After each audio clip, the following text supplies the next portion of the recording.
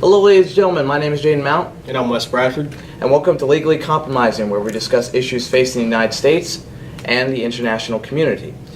Tonight we're going to start off with Wesley Bradford on the recent Democratic debate.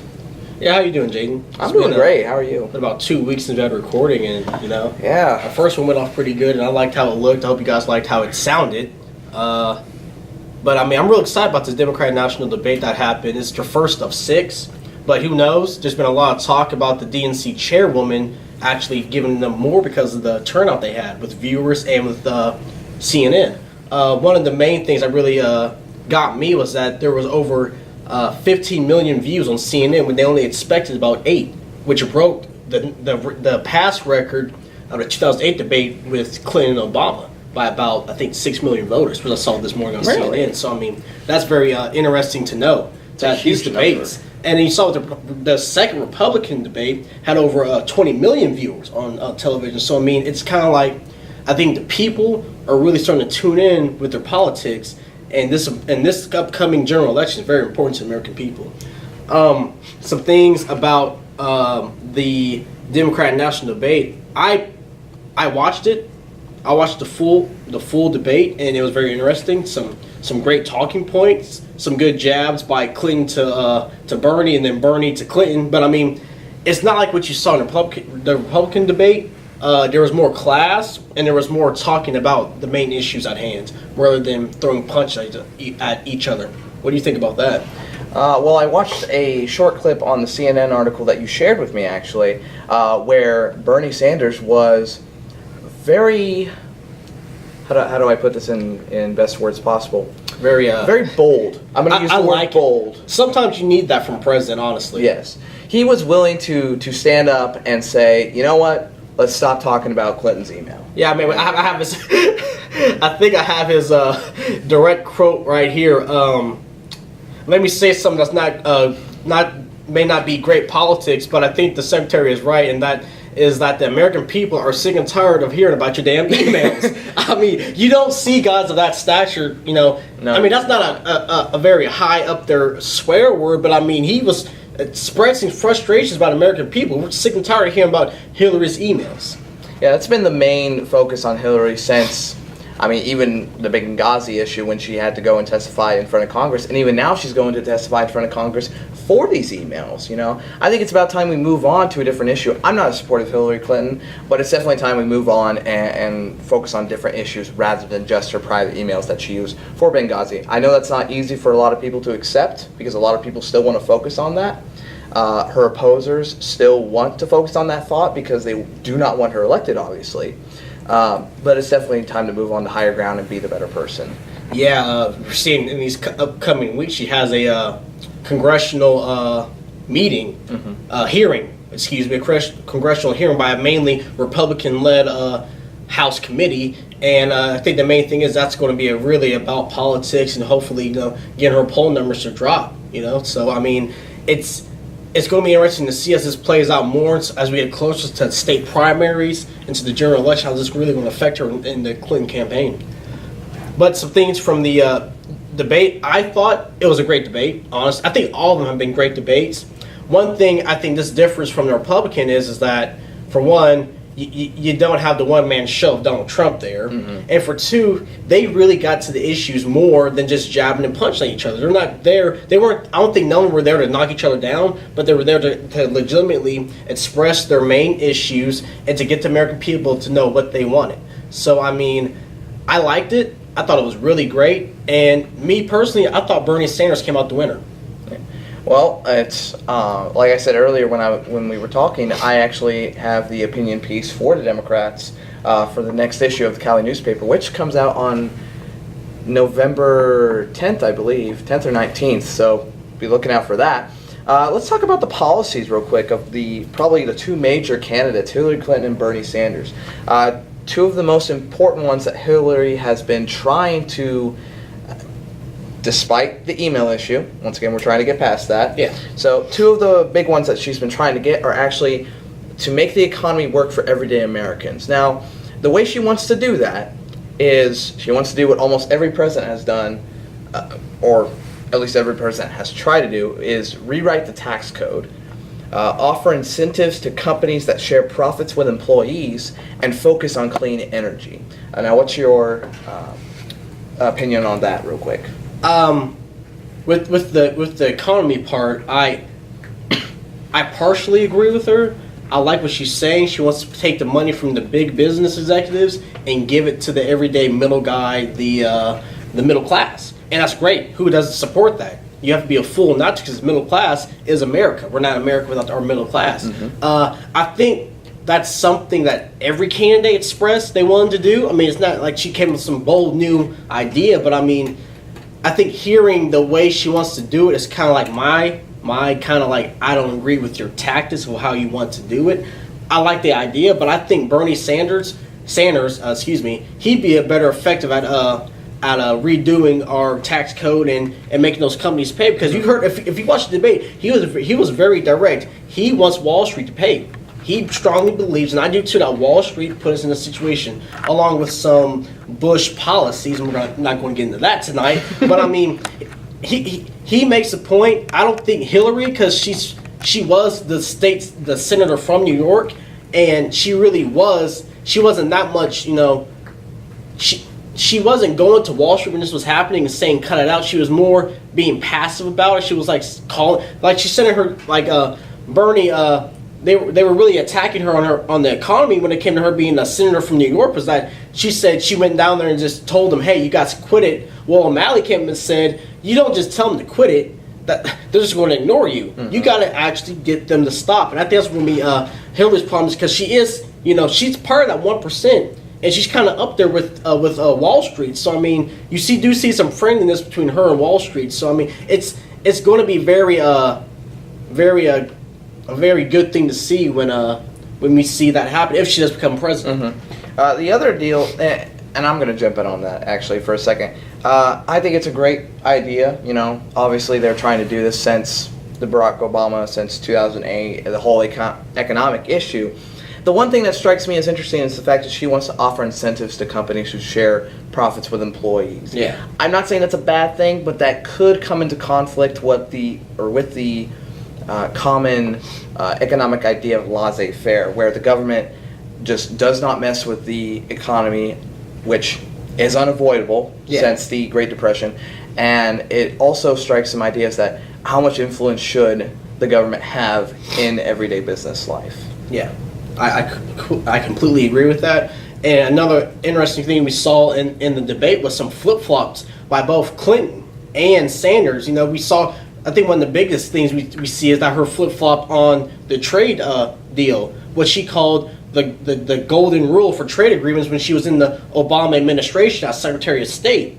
It was the Trans-Pacific Partnership trade deal, and that was with mostly China, Japan, all those Pacific countries. Well, now she's saying she was against that. She would have done something completely different.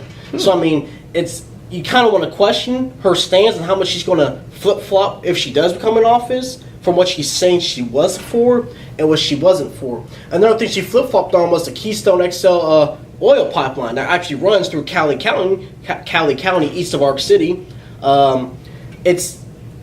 It's just, I don't think as a presidential candidate you should be flip-flopping like this, especially during primary season and especially during debates. You need to stand for your principles and for what you believe in, and you don't need to flip-flop. Keep your beliefs. Mm-hmm. If you believe, how are Americans supposed to believe in you if you don't believe in your own belief? If you're going to flip-flop like that, it's not good for her. Definitely. The other big policy that Hillary Clinton has is she wants to reform the government and revitalize democracy. Now, something that one of the points she's made in previous speeches and rallies have been to stop the invisible flow of money to political campaigns. Now, I actually find that a little bit ironic with everything going against the Clinton Foundation right now, all the criticism and all that we've heard about that. Really, it's going to be interesting to see how Americans face that nowadays, seeing that kind of criticism, and she's wanting to do this. Excuse me. Yeah, I see your point there, and I completely agree with it. I don't think she's really taking the right directions to get that across. But it's still early in the campaign season. We still have a lot of debates to go. We still have a lot of talking points to get through. Like, I don't think any candidate, Republican or Democratic, has put out their full plan yet. And that's what I'm waiting to see, is that for that full economy, foreign policy, and military plan they have set up for 2016. Because this election is going to be the game changer in our generation. This election is going to set a pedestal for what's to come in America in these future years. And there's also, this has been really the Clinton-Sanders show on here and out there. But there's also, we also have 3 other candidates in there. You have Maryland Governor Martin O'Malley, the former governor of Maryland, Martin O'Malley. We also have the former governor of Rhode Island, Lincoln Chafee, I think. I think it's Chafee. Yeah. And then the former senator from Virginia, excuse me, Jim Webb, who, sorry to say, none of them had a breakout moment. I think this is going to turn out to be kind of it's going to be a Sanders and Clinton primary battle. I don't think those guys are going to jump up any more in the polls. I think really they missed their shot to get any kind of traction, especially Martin O'Malley, who had a bunch of promise come into this debate, whether he was going to get some more points in the polls. It's sad to say that, but I mean, I think it's been like this since Obama got elected. They knew it was going to be Clinton and someone else going out in the Democrat. I don't think they expected Senator Bernie Sanders, the self-proclaimed Democratic socialist. I think it's going to be very interesting to see this down the line, as I think we're going to see Jim Webb drop out before the next Democratic debate, and I think the other 2 will follow suit. It's going to be very interesting looking at the polls after this debate, which I have right here. After the debate, we saw Clinton and Sanders take almost huge, well, not huge, but moderate jumps in the polls. Some people were expecting Hillary Clinton to drop a little bit while Bernie Sanders gained. I don't know if you heard this, but Bernie raised over $1.3 million during the debate. Really? During that debate, he got $1.3 million to his campaign. I don't know the numbers for Clinton or the others, but I mean, one of the biggest things was he raised money during that debate, so it kind of said something that the American people were kind of on Bernie's side, on his stance. He also was the most Googled searched person during the debate. So he probably made a more stance, in this than everything else he's done so far. Especially on social media, I think that's where he has Clinton beat. Especially with the youth of America, he really attracts them. He attracts me. I mean, this is a guy saying he wants the government to let you go to college like you would public high school. What college student isn't down for that? So I think that's how he's getting a lot of the youth vote, like Obama did in 2008. Right now with the polls, you have Clinton at 45% and Sanders at 25%. Unlike before the debate, where it was Clinton 42 and Sanders 20. So Sanders jumped about 5-6 points, and Clinton kind of went up 5-6 points. So really, they're kind of getting those even number of gained support. But right now, Clinton has him beat.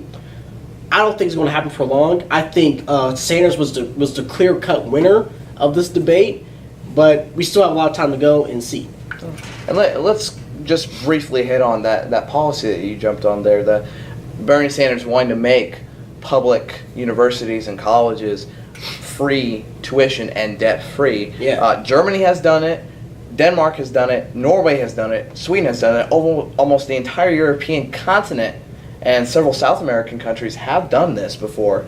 And he also wants to stop federal profits on student loans. I mean, definitely as college students, that's going to be a huge attraction to him, a huge positive to gain that youth vote. And I think something that kind of hurt Clinton during that, when he said that part in the debate, was that Clinton said, we are not Denmark. I love Denmark, but we are the United States of America. I mean, when I heard that, I was thinking, what do you mean, Clinton? You don't agree with what he's saying as a Democrat? You don't agree that colleges should be debt free? That these loan companies and the federal government should stop making money off of student interest rates and give everybody a fair shot to get education? So, I mean, I really didn't like that. I like his policy. I think he has one of the most unique policies out of all the candidates, both Republican and Democratic. He's really going he's going against the the flow, like, and that's always been Sanders. Even as a senator, he always went against the flow. He always went opposite. He always saw what the normal middle class American saw was right and fair. And Clinton being in that 1% with Bill, having their daughters go to the best universities and schools, I don't think she really understands the impact of how free tuition for public universities and colleges has on the youth vote, the green vote, which would be us. Which is also, in previous years, has been low. Not enough of us are going out and voting. But you saw in 2008 when Obama came into play, True. it spiked. That's really was his bread and butter. Was like he attracted the green vote, the 18 to 30-year-old vote, while McCain barely got any. So I mean, that's something good that Bernie Sanders is getting.